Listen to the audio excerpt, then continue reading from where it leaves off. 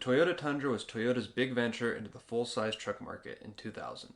After a few years of selling the previous T100, Toyota decided to step it up and offer what was supposed to be the Toyota T150, but ultimately Toyota lost in a lawsuit with Ford and created the Tundra name instead. If you look closely, the Tundra's body lines closely resemble that generation of Ford F-150. There's a few things that make the Tundra special and worth buying today, whether you're into camping, off-roading, or just in the market for some kind of mid-size or full-size pickup. First off is the drivetrain. While Toyota does offer its 3.4-liter 5VC V6 engine in the Tundra, most people are drawn to the Tundra because of its V8 offering, the 4.7-liter 2UZ FE.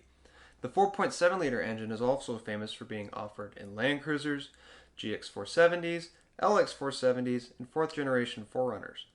This engine is renowned for its reliability, pushing vehicles well into the 300,000 and 400,000 mile range.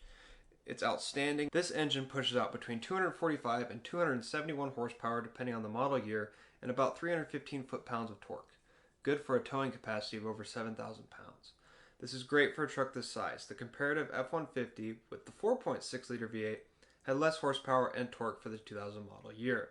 Later model trucks get a 5-speed automatic and VVTi, variable valve timing, while the earlier models are only 4-speed non-VVTi. Later models have a sealed transmission and may have more emissions or exhaust issues relating to the secondary air system. If you're shopping for used Tundras, you'll notice there's hardly any manual transmission models and even fewer manual transfer case models. The V8 trucks were never offered with the manual transmission or floor shift transfer case. These options were only available on some V6 models. All the 4x4 V8 Tundras have an electronically actuated transfer case, which may be seen as a letdown to some 4x4 enthusiasts. The Tundra has 3 cab configurations: regular cab, access cab, and double cab. The double cab is only offered from 2004 to 2006. This makes the access cab one of the most popular configurations overall. The bed lengths on the access cabs and double cabs are nearly identical at about 75 inches, which is just over 6 feet. The 8-foot bed was only offered on regular cab Tundras. The size of the access cab pickup can be very attractive to many Toyota pickup and Tacoma enthusiasts as well as others not in need of all the room offered by a larger crew cab pickup. An access cab Tundra is only slightly larger than the extended cab Tacomas, but offers an actual bench row in the rear for seating, unlike the jump seats in traditional first-gen Tacomas. Pair that with a V8, a more refined interior, and the modest bed size, and this can be an attractive option over the Tacoma, where it's slightly larger and has a slightly nicer interior, slightly better handling, a little less tin candy. They spent more money, in my opinion, on making the Tundra drive nice, like a Sequoia versus a 4Runner. It's just better outfitted compared to the Tacoma. Also, longevity. The Tundra is a truck that's built to last. A quick browsing of the used market will demonstrate that. These trucks hold their value well into the 200,000 mile range and beyond, and many can still be found in good condition even 20 years later. Parts, both stock, OEM replacements, and aftermarket, are still easy and inexpensive to get a hold of. The Tundra is a simple truck that lends itself to DIY repairs. The engine bay has plenty of room for basic maintenance like changing out spark plugs, and just about any maintenance you want to do can be found on YouTube. The Tundra doesn't boast all the support that popular vehicles like Wranglers, Tacomas, and F-150s do in terms of suspension and engine performance, but the Tundra has a healthy amount of companies that lend aftermarket support to it. Suspension products are widely available, covering options for every price range. Armor-like bumpers, skid plates, and sliders are also supported, with roof racks being a little harder to come by depending on the cab configuration. But there's multiple companies that offer multiple different pieces of armor for the Tundra if that's something you're going to need. The basics are absolutely covered if you're interested in building out a Tundra for off-roading or overlanding or even just weekend camping excursions. Plenty of companies carry products for the Tundra. What is not super well supported on the Tundra is actually modifying the engine. The engine per Toyota was built for reliability. They didn't squeeze every pony out of that engine, and the aftermarket has not tried to do the same either. Tuning kind of exists. Headers mostly exist. Long tube headers are in and out of production right now, with JBA just recently discontinuing their product, long tube headers for the engine. If you're into building a truck where you also need to build out the engine, the Tundra actually probably isn't for you. It's a pain to work with, and there's not really any popular setups. Some people do retrofit a supercharger to it, but it's a fair amount of work and there's not a lot to be gained. The Tundra is best for people who love keeping the engine stock, or at least not touching anything more than the exhaust system. Here are a few things to watch out for when you're purchasing a used Tundra. First and foremost, the lower ball joints. The first-gen Tundra suffers from the same poor ball joint design present in first-gen Tacomas and third-gen 4Runners. In this case, OEM lower ball joints are considered the best and really the only option for replacement. You can go with a company like 555 if you kind of want to roll the dice. You can go with Moog if you're really interested in gambling. In my opinion, and the opinion of a lot of other people, OEM is still the best part and worth the extra money.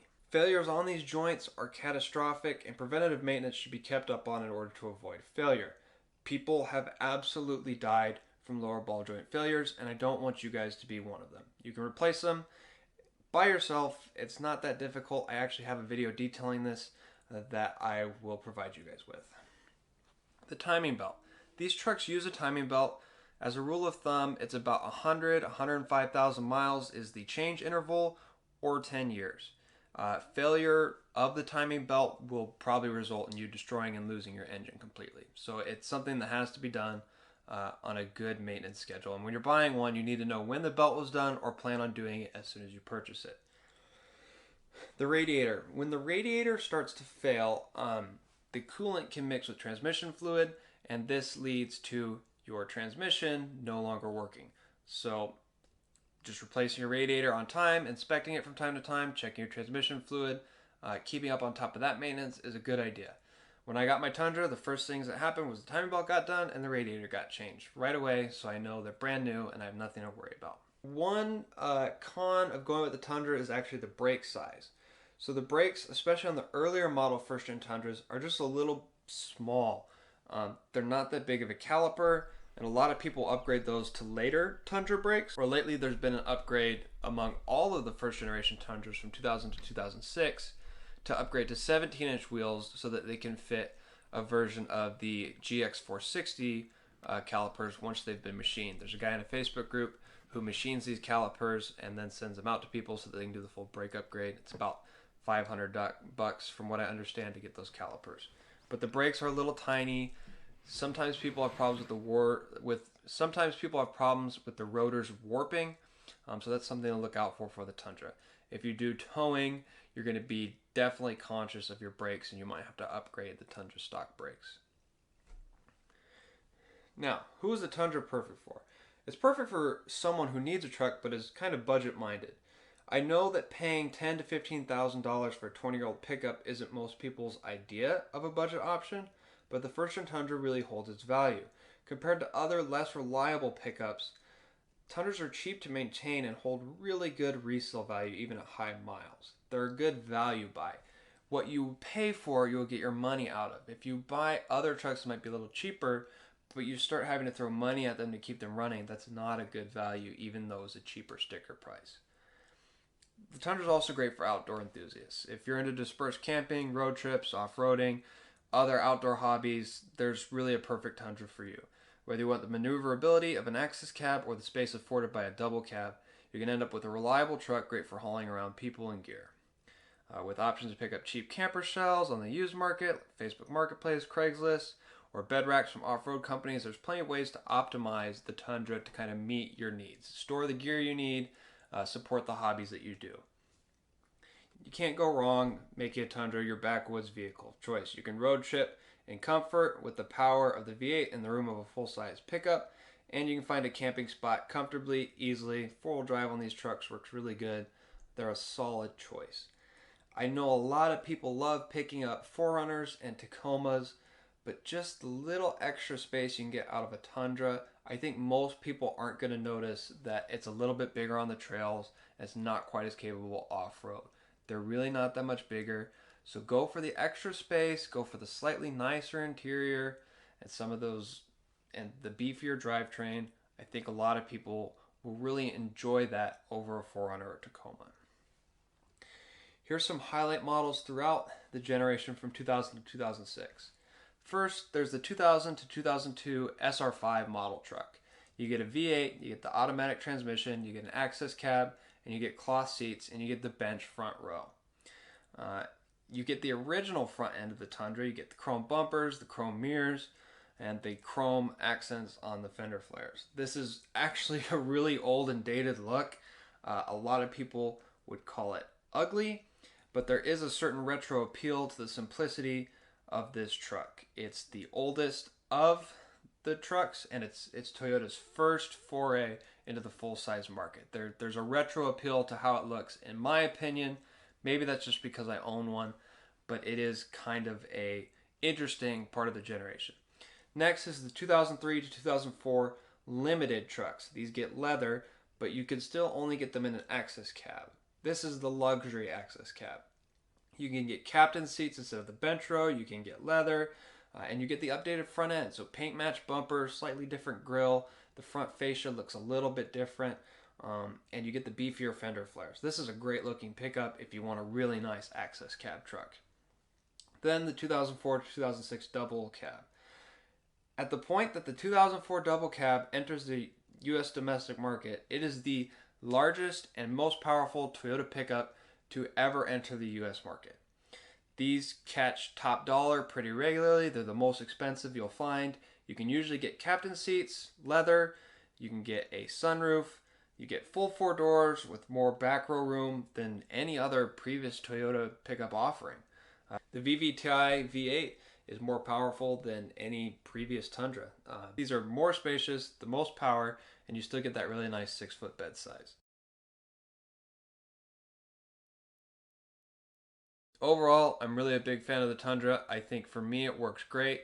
This is my truck camping truck, but also I love taking road trips in it. It's powerful enough, it's comfortable enough, and if you're in a bind, I can still haul 4 people with that access cab, maybe 5 with the bench seat, or the back third seat. It's a really comfortable truck, and it offers a lot. It's a slightly bigger Tacoma with more power and a better interior. It's not quite as tin canny as the Tacoma. It's just slightly better, and I think it's totally worth the money. Sometimes you can find these cheaper than similar year Tacomas.